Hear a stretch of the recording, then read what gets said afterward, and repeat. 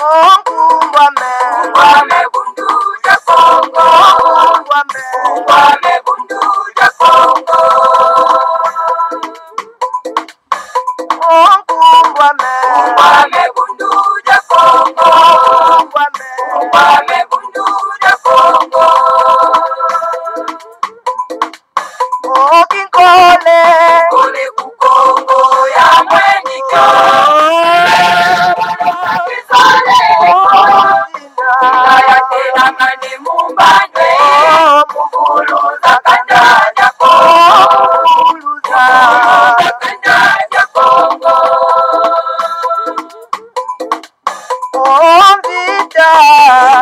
Kongo ya mwenika.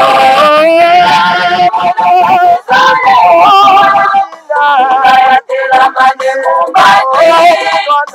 Wana vita kukongo. Wana vita kukongo.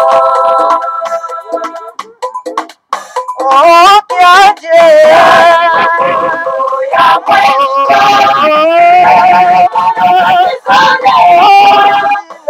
Kaya tena mani mumbane. Kanda ya Kongo. Kanda ya Kongo. Kongo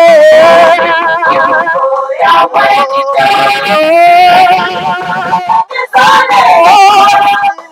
Kaya tena mani mumbane. Kembe kukongo. Kembe kukongo. Ungwame bundu ya Kongo. Ungwame bundu ya Kongo. Ungwame bundu ya Kongo. Ungwame bundu ya Kongo. Ungwame bundu ya Kongo.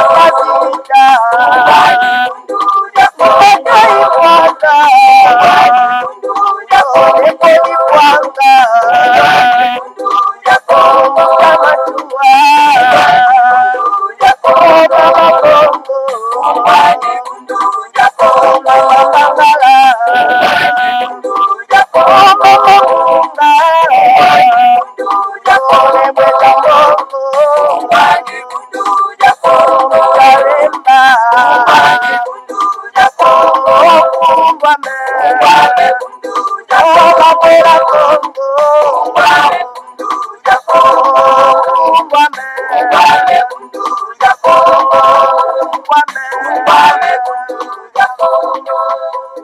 Matondo mingi mama batata bandeko balandi ya Congo bololo balandi solo penda tuka ya ngunduka monene abakulu en tout cas mama batata bandeko biso wana toye en tout cas na pokwa na lero lisusu pona ete tokoka solo penda tuka kosola na ndenge topisira ikopesa bino solo penda promesse elaka Yamona bama batata bandeko lelo ezali mokolo mwa yambo ya mposo lingi koloba ete mokolo mwa lendi alors na kota bapaya donc mokolo mwa zomi na sambo sanza libwa mobo ya koto mebala na zomi na mwambi tokomi bongo na ngonga ya zomi na libwa na miniti tukumisato lingi koloba ete ngonga ya sambo na miniti tukumisato ya sima nzanga Matondo mingi na bino banso oyo ntuka bo sepeli ya kozana biso pe kolandaka biso bama batata bandeko pamba te awande esika topesaka solo penda bandeko na biso solo penda ntuka bolobiko bomoi pamba te bosembo nde elobamaka awa bama batata bandeko ezali babino mbuta bopele bobala ingi koloba malamu koloba tala biso wana toye lisusu antuka na pokwa na lelo bama tata bandeko epa pe topesi bino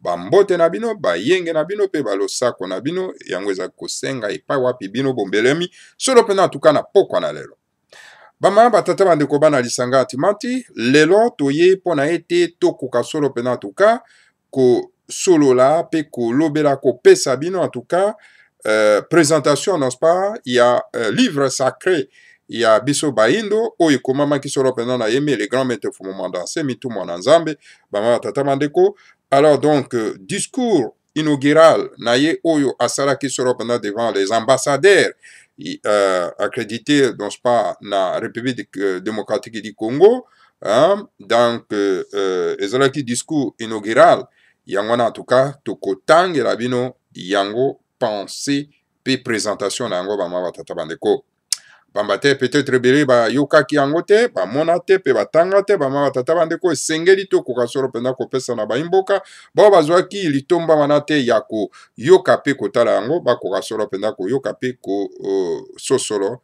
na esika oyo bayeba nani wana atuka babengi Efumu Mwanda Nsemi. Voilà bamama batata bandeko bana lisanga antimati yango wana tokosala bino présentation nango lelo bamama batata bandeko parce que ebele basila koyoka te mpe basila kotanga te bamama batata bandeko. Kasi liboso ya kokenda kuna tokosola tokobanda solo mpenza atuka bomo mesano mayema azali koleka solo mpenza na kati na mboka bamama batata bandeko. Boyoki lelo ezali mokolo mwazomi na sambo bamama batata bandeko epa wapi en tout cas moto babengi solo mpenza Bemba Gombo. Donc esengelaki bakoka kofixe soro na ye donc na likambo etali solo mpenza affaire ya corruption ya batémoin bamama batata bandeko bana lisanga antimati. Alors donc le ronde verdict esilaki kokwea bamama batata bandeko sinon soki totali na première information oyo tozwi awa na plateau lobi ete en tout cas Bemba azali acquitté na likambo etali solo mpenza corruption ya batémoin kanyaka mpona batémoin bamama batata bandeko. Donc voilà elingi koloba ete Bemba azali complètement donc branchi donc balongoli ye na bambeba. Alors tala donc situation tozali nango yango wana information tokopesa bino concernant moto babengi Bemba Gombo. Alors tokoyeba ko développer yango peut-être dans les jours à venir. Alors deuxième information tokopesa bino bamama batata bandeko bana lisanga antimati donc na mboka ya Lubero donc information tozwi kuna balobi ete ndeko na biso ya mai oyo babundelaka mabele ya bakoko na bango kuna donc baza s'affronter contre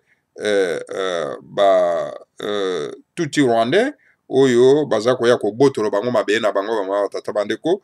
Donc affrontement ezali kuna affrontement wana donc tourné sikoyo na bitumba na ba élément terroriste ya Hippolyte Kanambe oyo balati teni ya uniforme ya bana basoda ya bana somi ya mboka ya Congo. Voilà situation ndenge ezali koleka kuna bamama batata bandeko bana lisanga antimati. Et troisième information tokopesa bino concernant donc situation ya insécurité oyo ezali koleka solo mpenza na kati na Kinshasa bamama batata bandeko epa wapi oyo bandumba oyo baforme bango na baélément terroriste oyo bazali na bokonzi na kati na mboka na biso. Alors donc babengi bango bauzana. Alors donc bango na bango bakomi solo mpenza kobeta na mutu epo wapi baza kosala semblant ya kokenda kokanga bango na baélément terroriste na bango bamama tata bandeko mpona kopekisa bango mosala ya kindumba oyo bazali kosala kuna bamama batata bandeko bana lisanga antimati. Voilà donc mboka na biso ndenge baza kokokotisa yango na envoûtement ya kosakana te bamama batata bandeko bazwi bandeko ya basi bakomisi bango bauzana bamama batata bandeko batambolaka mitakala mpo basala kindumba na kati na ville ya Kinshasa. Alors voilà oyo élément terroriste oyo ya Hippolyte Kanambe na Kalunda Motobo alias Kaleb donc bazosala semblant lokola bakei kokanga bango mpona koambrouiller donc bato bamama batata bandeko bana lisanga bato situation wana ekosila ntango tokorécupere mboka na biso bamama batata boyebi soki boza na occupation baphénomène nyonso tu eyaka na kati ya mboka moni baphénomène okola bauzana wana ezali baphénomène ya occupation baphénomène ya bakuluna ezali phénomène ya occupation parce que biso à l'époque toyebaki makambo ya bakuluna te toyebaki makambo ya baujana te baujana donc ezali balangage n'est-ce pas ya lokota oyo ya salite oyo basangisa yango na kiarabe babengi solo mpenza Swahili. Alors donc voilà phénomène ya ujana ekokotela biso parce que mboka eza na occupation. Mboka soki eza na occupation ezalaka toujours na basituation ebele makambo ebele mama batata bandeko.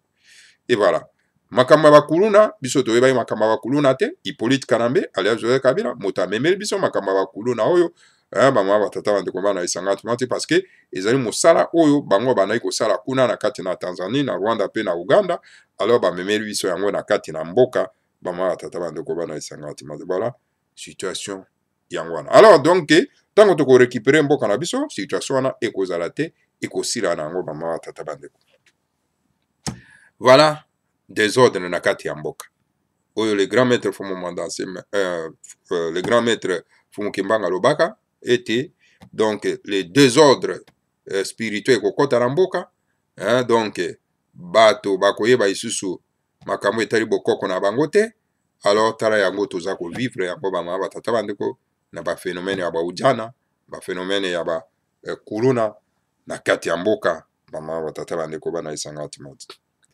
Alors, devant l'occupation, bama batata bandeko eloko eza ko kamsa biso pe toko betela sete pena na poko na lo bama batata bandeko likambo etali ba politika yere.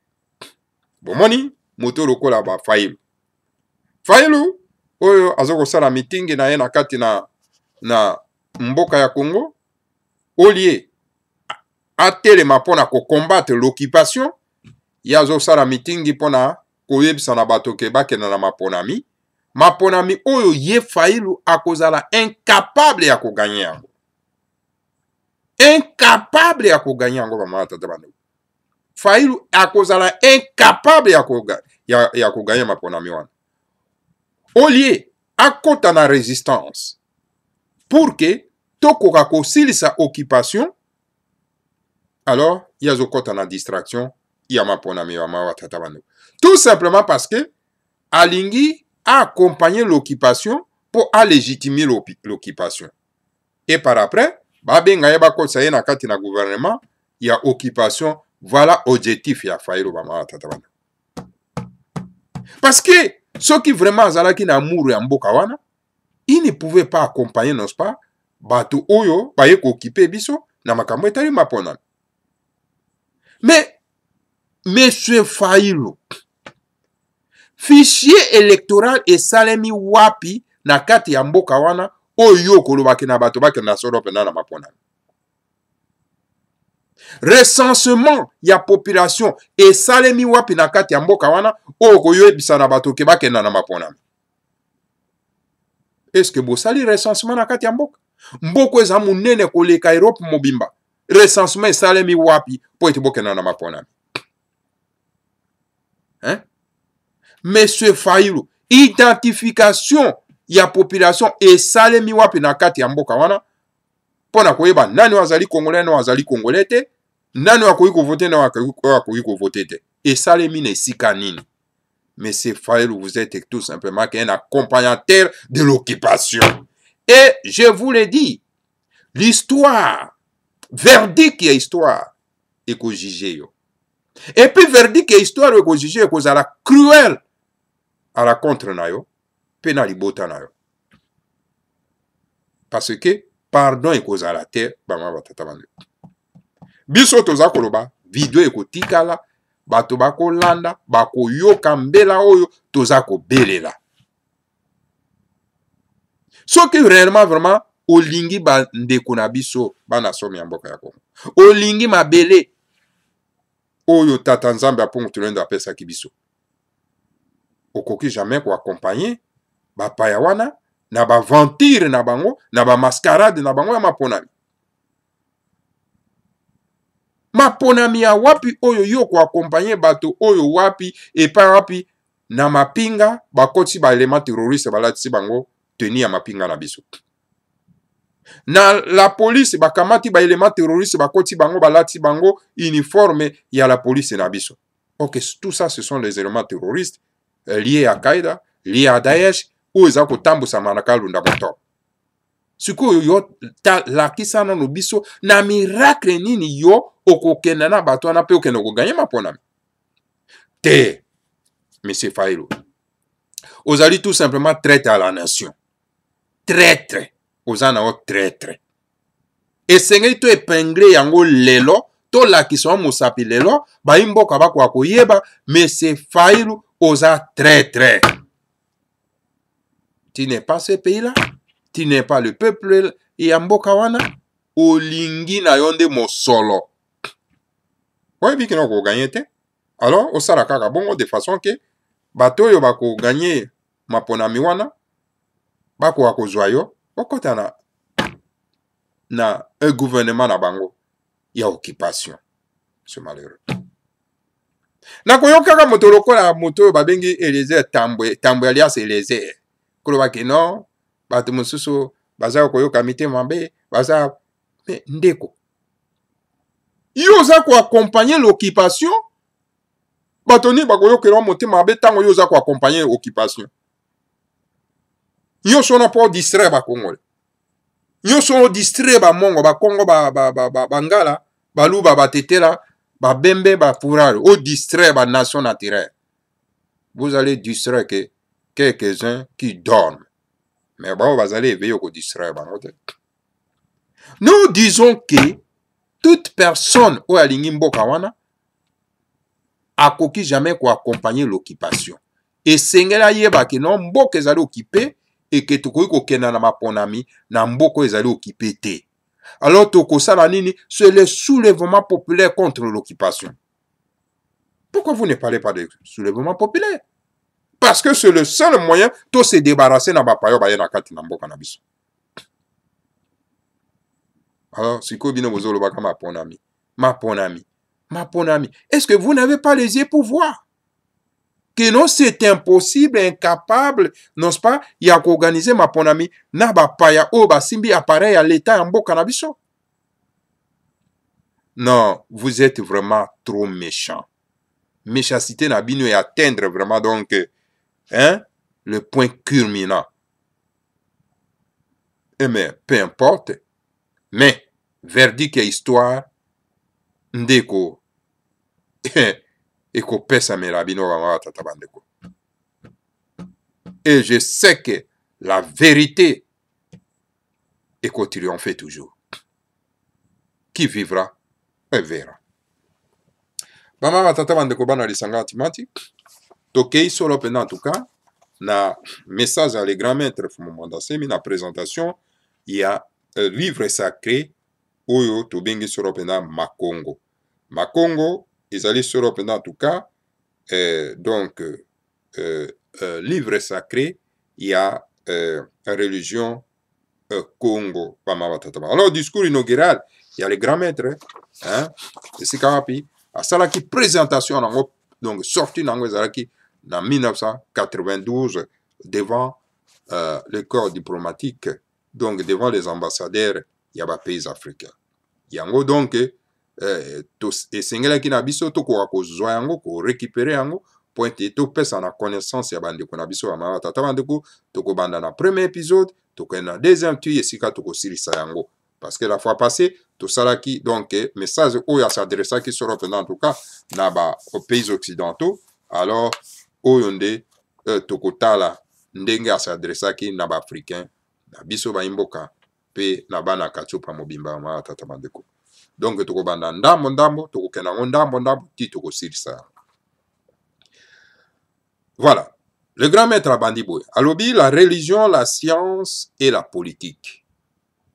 Mesdames, mesdemoiselles et messieurs, le but de notre cérémonie d'aujourd'hui est la présentation du livre sacré, les Makongo, aux ambassadeurs des pays africains en poste à Kinshasa, État du Congo central.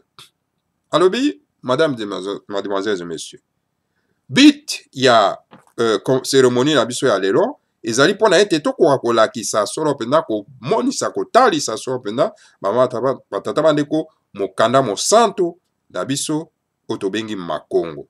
Et pa ya ambassadeur, ya ba peño so ya ekatiopa na o bazali na poste na kati na Kinshasa, qui dit livre sacré dit religion. Et pour certaines personnes, la religion paraît l'ennemi de la science et de la politique.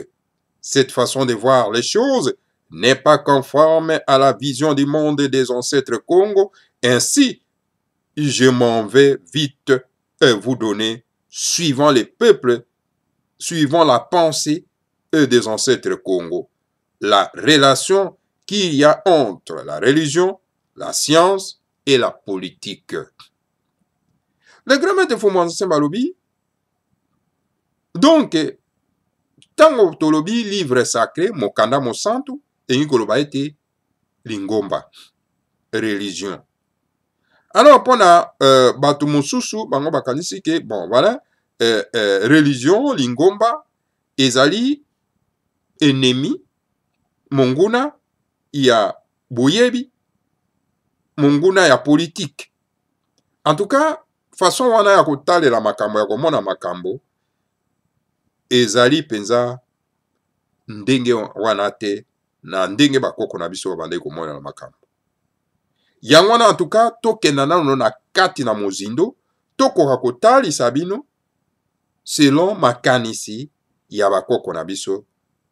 Esika wapi relation ezalaki na bango entre na religion, na science pe na politique.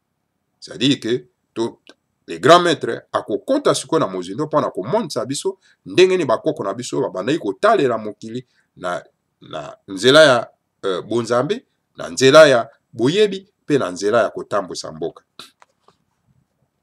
La tradition Congo enseigne que Nenzala Pandu est l'ancêtre original des Noirs de grande taille nés sur le plateau de l'Éthiopie.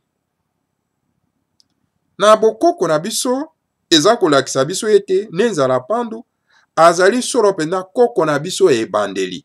Biso touti na Adamu na Eva te mama watata bando. Biso touti na Adamu na Eva te. Biso koko na biso ayambo ezali Nenzala Pandu na mama Kengi Lufunda. Alors Nenzala Pandu ye azali nde koko na biso ya yambo ya baindo parce que ye azalaki de grande taille molai mbinga oyo abotamaki solo pena en tout cas na Éthiopie. Nenzala Pandu est mis au monde, je vais dire, Nenzala Pandu mis au monde 12 enfants qui deviennent les 12 ancêtres originaux de la race noire de grande taille. Les 12 ancêtres des 12 tribus qui vont se répandre et peupler l'Éthiopie, la Nubie, le Sahara, l'Égypte et les pays de Canaan qu'on appelle actuel Israël. Les 12 tribus sont donc, plutôt, la matriarcat était devenu la loi de la société. Bon, mais c'est parce que vous voyez écrit les amis Keming. Alors, les grands-mères de Fumwanze Balobi, Nenzala Pandu, à Botaki, solo pendant en tout cas, banazom na mi bale, et puis wapi en tout cas, banazom na mi bale wana, o bazali ba koko na biso ya ebandeli, pona loposo moindo, bango bazalaki de grande taille, bama batata bandeko, batu bango bazalaki bambinga, milai, bama batata bando. Alors, bakoko wana ya zomi na mi bale, bango nde siko bakendaki siko yokotondisa solo penda Éthiopie, batondisi Nibi, batondisi Sahara, batondisi Égypte, batondisi mboka ya Kana, oyo toza kobenga lelo Israël. Donc Israël ezalaki mboka ya Kana, et papi baindo bango bamandaki kovanda kuna batata bando. Alors donc bamabota oyo zomi na mibale, bango bazalaki solo penda na mibeko na bango, ndenge bandaki kotambusa solo penda en tout cas société na bango. Donc mibeko na bango ya matriarcat.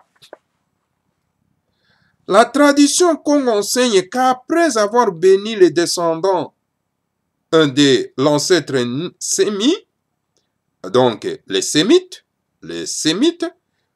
en les saquant bergers des 12 tribus, le dieu Mwanda Congo leur envoya 3 bergers, 3 messagers. Donc, naboko na biso ezako côté ya biso ete na sima ya kopambola solo pena en tout cas nani ancêtre koko un semi babengi semite ou bien semite donc ye bapesaki ye solo pena nguya ya kozala solo pena motambusi ya mabota zomi na mibale oyo.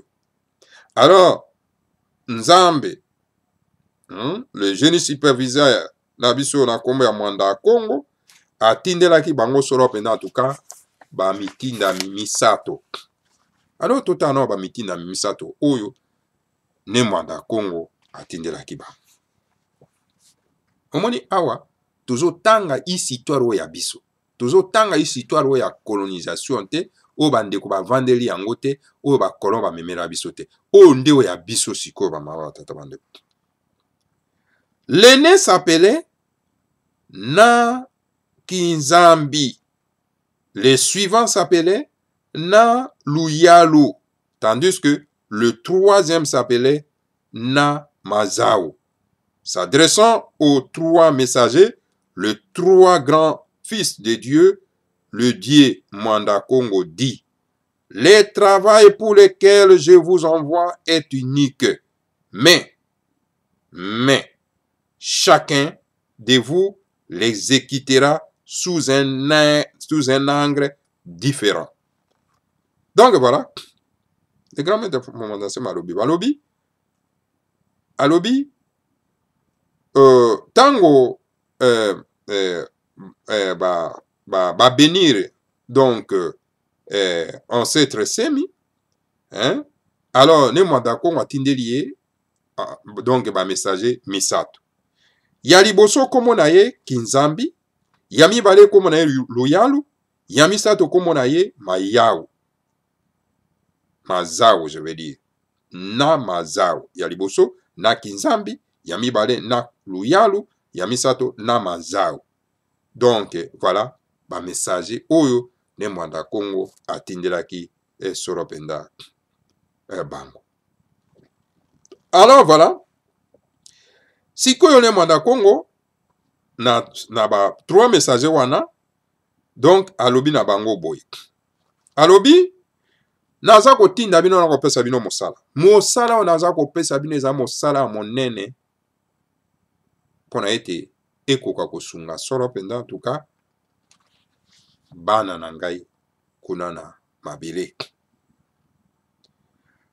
Donc voilà, alobi mosala wana ezali vraiment bokosala yango na angle différent. Bato na bato, moto na moto akosala mosala na ye.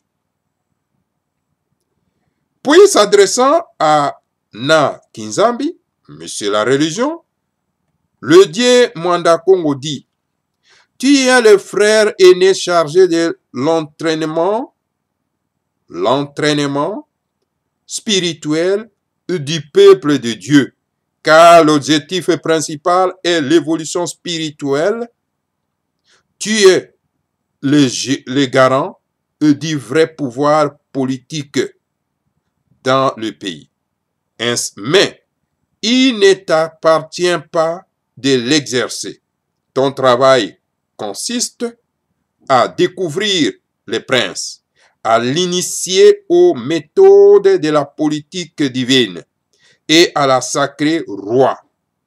Une fois qu'il sera devenu tête chauve, fils du léopard et homme à la soutane jaune, alors tu les laisseras régner en veillant à ce qu'ils dirigent le pays en respectant la loi sacrée. Car tu es le chef religieux, tu dirigeras le pays à partir du temple.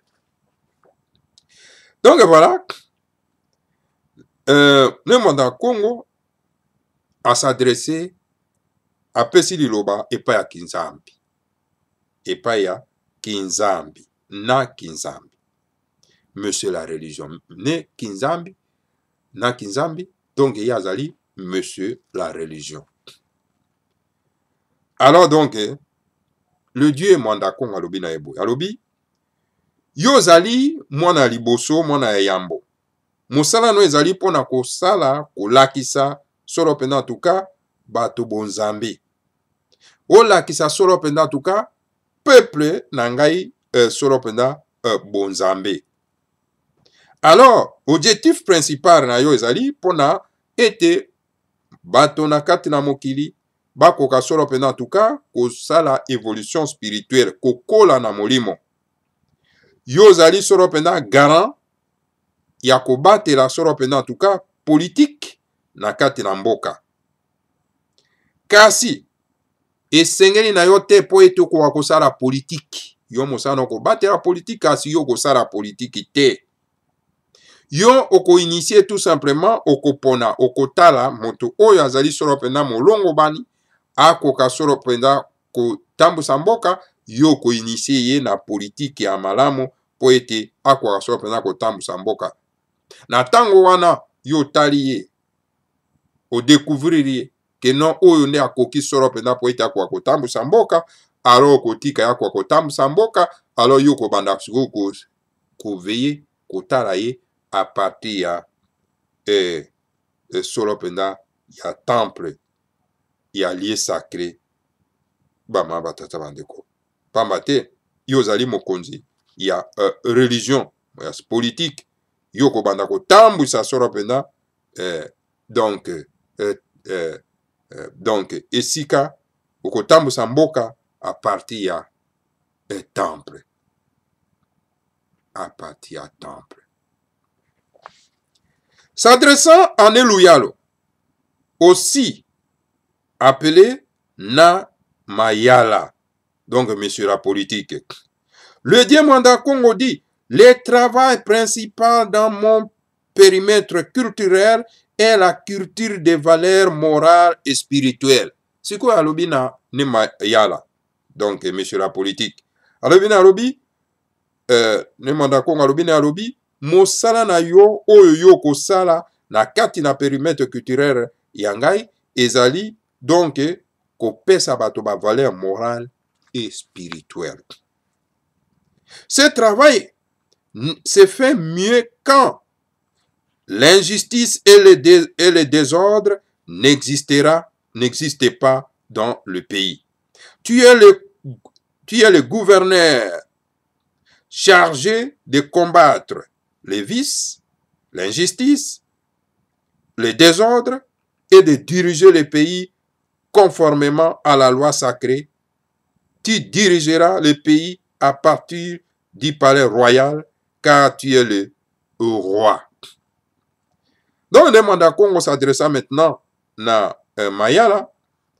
Alobi, en tout cas, mosala na yo okosala, mosala na principal okosala na kati ya périmètre culturel, ezali pona kopesa bato valeur morale et spirituelle. Alors donc voilà, mosala wana donc ekosala matango oyo injustice esi na mboka, désordre ezali lisusu te na kati na mboka, alors yo zali solo penda en tout cas gouverneur oyo kozala chargé pona ko combattre n'est-ce pas mabe, ko combattre injustice, ko combattre désordre pe ko diriger mboka conformément na mibeko ya mibeko mosantu. Alors na yango okotambusa mboka à partir ya ndako ya bokonzi na yo epai wapi yo kozala nkumu. Voilà, bama batata bandeko. Mosala ya Mayala yango wana. Ko combattre désordre na kati ya mboka. Injustice yango wana. Et voilà, s'adressant à Na Mazao, donc monsieur la science. Les dieux Mwanda Congo dit: pendant qu'ils seront engagés dans le combat de l'évolution spirituelle sur la terre, les hommes auront besoin de vêtements, de maisons, de routes, de ponts, de véhicules, de médicaments, d'instruments et produits de toutes sortes pour leur vie matérielle. Tu es intelligence créatrice chargée de créer tout cela. Tu dirigeras le pays à partir de l'Académie des sciences, de l'atelier, du chantier de construction, car tu es le génie créateur. Alors, ce qu'on a tourné, et pas il y a Mwanda Congo a tourné, ce qu'on y a pas Monsieur la science, c'est-à-dire Na Mazao. Alobinaye, ne Mwanda Congo alobinaye, pendant que yo, okozala engagé na bitumba o etali solo penda évolution spirituelle ya bato na kati na mabele, bato bakozala na posa ya bilamba, ndako, nzela, bapon, ba mituka, médicament, c'est-à-dire bakisi, hein, biloko nyonso tout, hein, produit nyonso tout, oyo en tout cas bato bakozala nango besoin mpo bakoka kosalela yango na kati ya mabele oyo. Donc yo ozali donc oyo babengi solo mpena l'intelligence créatrice oyo ozali chargé mpona ko-créer nyonso wana bama batata bandeko. Donc yo okotambwisa mboka a partir ya académie ya boyebi na batelier na bachantier na kosala bandako pamba te yo ozali génie créateur. Voilà bama batata bandeko bana lisanga atimati owana. Donc maloba bapesaki na mazawu po omoni mboka na biso ndenge ezali wana bakita oyo batie na kati na mabele wana ezali po ete tokoka ko s'en servir na yango. Alors pendant to s'en servir na yango esengeli bagénie créateur bakoka kobotama mpona ete bakoka solo mpena kokɔta na baakadémie ya boyebi po ete bakoka kopesa biso boyebi wana po ete tokoka kosalela biloko wana po esengeli po osala évolution spirituelle esengeli olala ndako ya malamu olia malamu olata malamu. Voilà bama batata bandeko. Ces trois messagers divins firent attirés sur la terre par la Vierge Mère, je veux dire, Mamangunu, qui les mit au monde et leur donna le nom de Tchaku Panzu Nzinga. Alors, ba messager wana misato, hein, bia tata Nzambe apungu. Alors, bango sikoyo batindi bango na kati ya mokili oyo bama tata bandeko epa baye kobotama epa ya mama Ngunu. Alors donc mama Ngunu aboti sikoyo bana misato wana bapesi bango kombo ya Tchaku Panzu Nzinga. Les descendants de ces trois messagers de Dieu forment ensemble la grande nation Congo. Les Bakongo regroupés en trois clans. Le clan Tchaku, le clan Panzu et le clan Nzinga. Alors voilà, bango baye ko botama. Tango ba botami ba tata bandeko. Alesika wapi en tout cas ba messager wana ya tata Nzambe apungu tulendo bango baye ko former donc mabota misato wana bokuti mabota wana et ya Bakongo o bazali regroupé na 3 na mabota misato na kombo ya libota ya Tchaku, libota ya Panzu na libota ya Nzinga. Ensemble ces 3 clans s'appellent les conducteurs de 12 tribus, les bergers de 12 tribus, la lumière du monde qui a Kwanza. Alors donc bango tout misato wana hein, donc bengi bango tambwisi solo penda ya mabota zomi na mibale ya nenzala pando o bango bazali solo penda en tout cas berger oyo ekobatela solo penda mabota zomi na mibale wana parce que bango bazali mwinda oyo ekotambwisa solo penda mokili bama batata bandeko. L'ancêtre Tchaku était prophète, grand prêtre, la religion, la couleur bleue, l'amour divin, l'église spirituelle. Donc voilà, l'ancêtre Tchaku, Yazalaki donc prophète, donc Yazalaki grand prêtre, hein, donc qui dit donc prophète, donc monikuna, religion et pawapi, et ça symboliser toujours la couleur bleue qui dit, c'est-à-dire que bolingo ya tata Nzambe et pawapi, et ça symboliser donc église lingomba ya bonzambe na biso.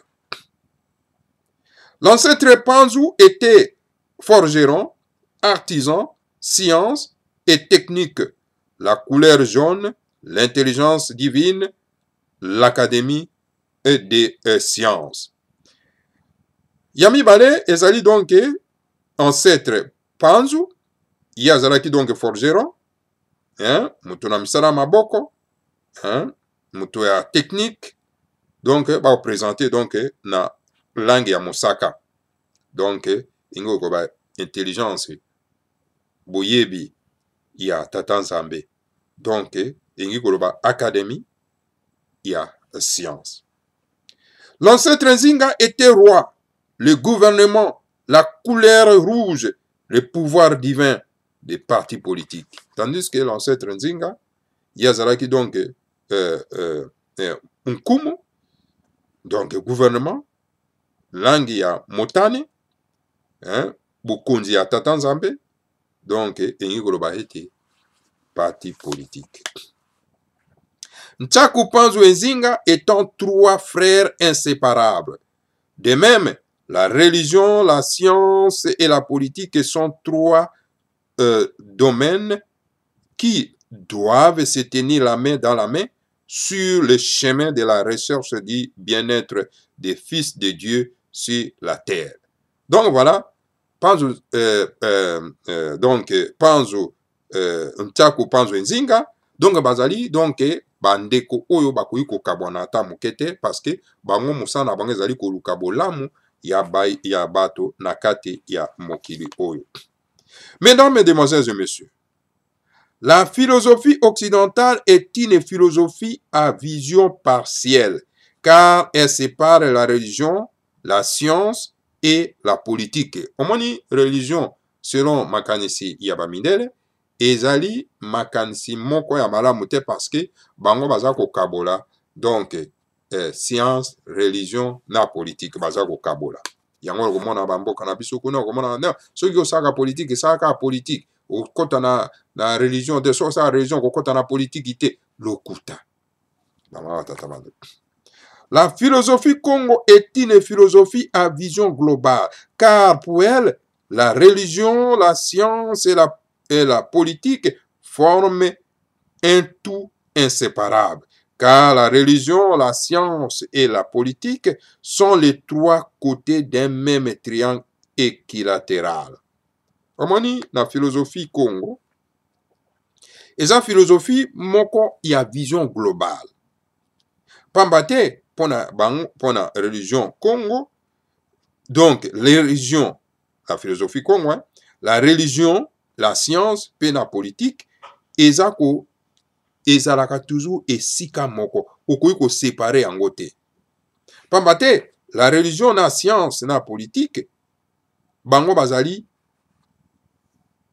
donc bana ya lisanga moko amata tabana wengi olobaki, bango bazali donc triangle équilatéral. Okoki kokabola yango te. Moko, ebale, misato. Voilà. Bundu dia Congo est un groupe religieux à vision globale qui travaille actuellement pour provoquer en Afrique la renaissance de la religion solaire et de la haute technologie et de la philosophie solaire basée sur la connaissance, la justice divine et le bien-être du plus grand nombre. Omoni, bundu dia Congo ezali, donc lingomba ou ezali a vision globale. Eza ko sala mosala pona ete ko solo pena ko tene misaka chopa o esila ko kwea a tata bandeko ko renaître yango. Mama tata bandeko. Mosala oyo bundu dia Congo ezali ko sala yango wana ba mama tata bandeko. Ko lamusa ba imboka, ko lamusa bana na kachopa. Parce que bango bazako bundu dia Congo ezako prôner donc la justice divine, bolamu il y a plus grand nombre ya bato. Bundu dia Congo est un modèle d'organisation puisé dans la tradition négro-africaine car notre devise est approfondir notre culture et y puiser la force et le modèle de notre développement, de notre organisation. Donc voilà, bundu dia Congo ezali na modèle d'organisation na yango oyo eza kozwa na kati na bokoko na biso ama tata bandeko pambate devise ezali kaka moko donc ko approfondir donc bokoko na biso kokenda kozwa solo mpenza nguya na kati kuna mpona ete tokoka solo mpenza kodevelope mboka na biso mpe tokoka komema organisation ya malamu na mboka na biso. Messieurs les ambassadeurs africains, en 30 années d'indépendance, l'Afrique a fonctionné avec des langues importées et ça n'a pas marché. Boyebi, bama batata bandeko, mbula tuku misato tuku motoba na mwambi lelo oyo, kachopa etambwisami solo pena na balokota apaya, kasi nyonso wana etambwisami malamu te, mboka etambwisami malamu te, bama batata bandeko. L'Afrique s'est abîmée dans des religions étrangères et tout va mal.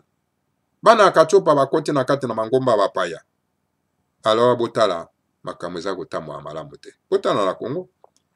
Congo ekoti na kati ya mangomba bapaya. Okuti ba pasteur lolenge na lolenge. Na chaque coin ya mboka toujours baza kolobelaka makambo ya mangomba bapaya. Alors tala mboka eza kokota toujours na mbeba. L'Afrique a copié des modèles d'organisation à l'Occident et à l'Orient, et rien ne va partout. Rien ne va partout.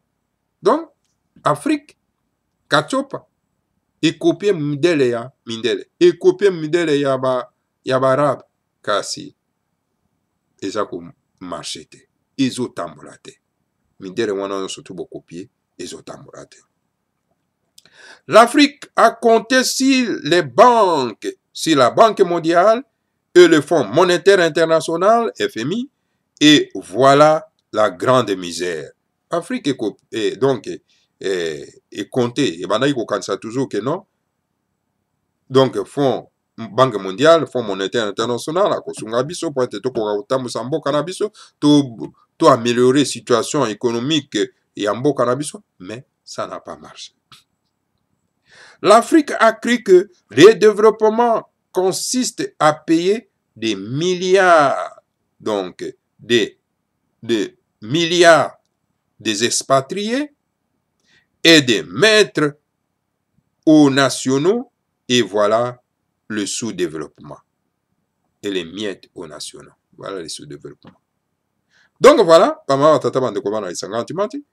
Afrique, Bamboka Afrique, est compté donc na développement na bango bandai ko kanisa ezali tout simplement ko futa misolo ebele na ba paya oyo baye ko sale pa na bango. Alors bazwaka ba miete ba pesa ka solo pena na ba kolomboka.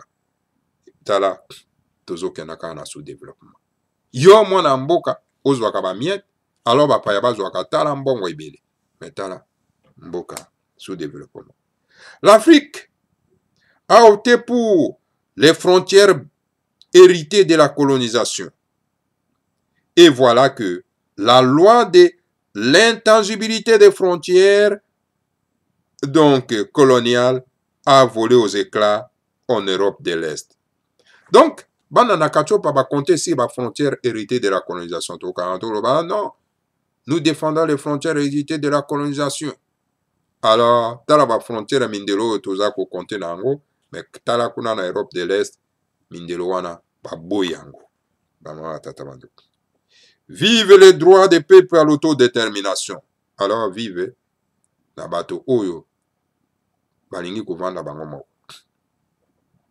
Il est temps pour l'Afrique de rechercher sa voie propre, de réaffirmer son identité culturelle et de se replier sur elle-même, car l'Afrique n'est pas du tout pauvre spirituellement et matériellement. Donc, ngonge koki pona ete Afrika koka solo pendant tout cas koluka, lolenge na ye ndenge nini akoki ko se développer na kati na continent na ye. Azonga na kati na ye po ete akoka koluka modèle oya ye. Pamba te tozali ba pauvreté na nzela ya molimo, pe tozali ba pauvreté na nzela ya bomengo. Après ces préambules sur la religion, la science et la politique. Entrons maintenant dans les vifs du sujet. Wanande tuka kokota na sima. Totangeli bino mo introduction. Ndenge le grand maître Fumwanda Seme a présenté yango. Ndenge nini bakoko na biso yambo bazali. Ndenge nini ba messager ya Tata Nzambe batindaki bango. Hein? Alors ndenge nini mission na bango, mosana na bango ya kosala na kati ya mokili oyo. Alors boyoki yango. Alors et maintenant tokoya kokota sikoyo prochainement donc na bit ya sujet na biso bamama tata bandeko. Donc wana ekozala solo pendant les livres sacrés du monde nde tokobanda yango tokoya kokota na constitution de la Grande-Bretagne. Alors nde tokoya koleka na likambo etali la Bible de la religion chrétienne. Wana nde tokoya kobande nango bamama tata bandeko. Voilà pona lelo tosuki na wana bamama tata bandeko. Donc wana tokokuta na bino mbala asima epa wapi tokokenda na deuxième épisode bamama tata bandeko epa wapi tokobanda na la Bible et la religion chrétienne. Wana nde sika tokobanda.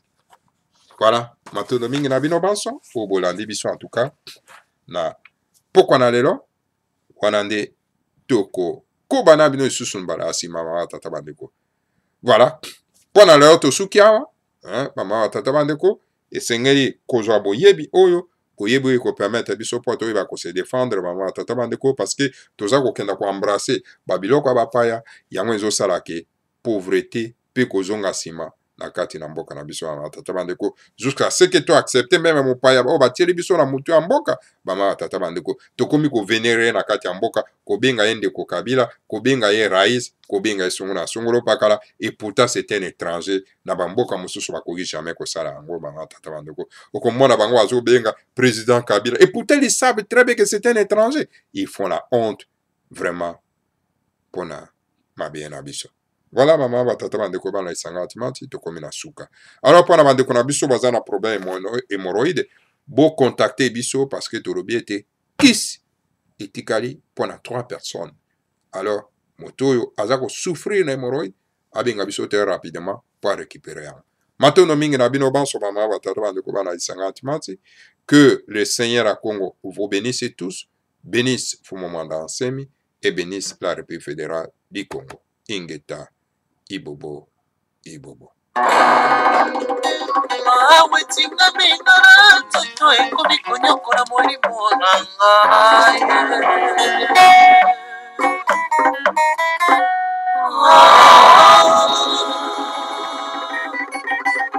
Moindo la boca yotala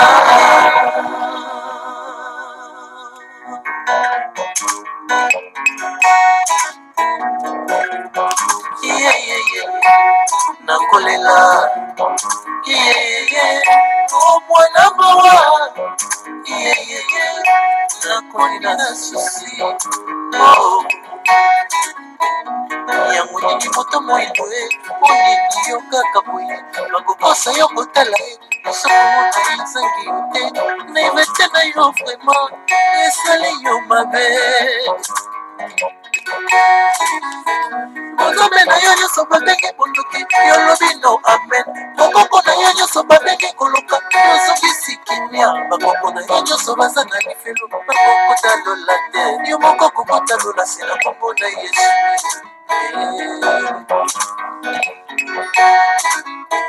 Mama mafuta na ntango na ye nabundaki mpona baido yayaki bafika mpe lokola nabundaki mpona baido mama nefatare mpe lisusu nabundaki mpona baido yoka lokolia na suka mboka ezali koloba mpola mabanga ekonoka etikali mokie zongela bokoko na yo moyindo zongela bokoko na yo eza moto ezalaka yaya na mokili yaya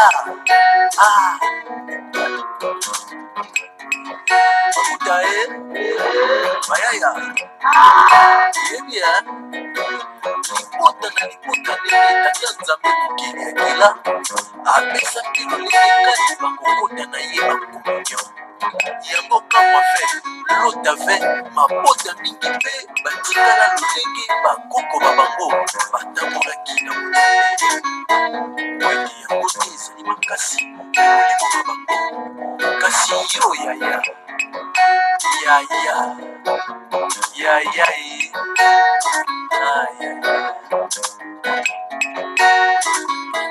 yoka lokolela suka moka ezali koloba na mabange konoka zongela bokoko na yo moindo zongela bokoko na yo zongela bakoko na yo zete kati na mosisa ekosuka mpe kokauka mpe kokoma nkoli ya baleki nzela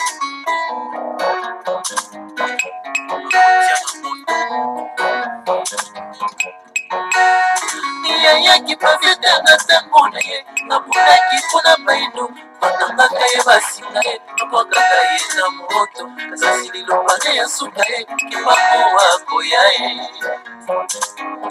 kimango akolonga ye kimango akoya ye kimango akolonga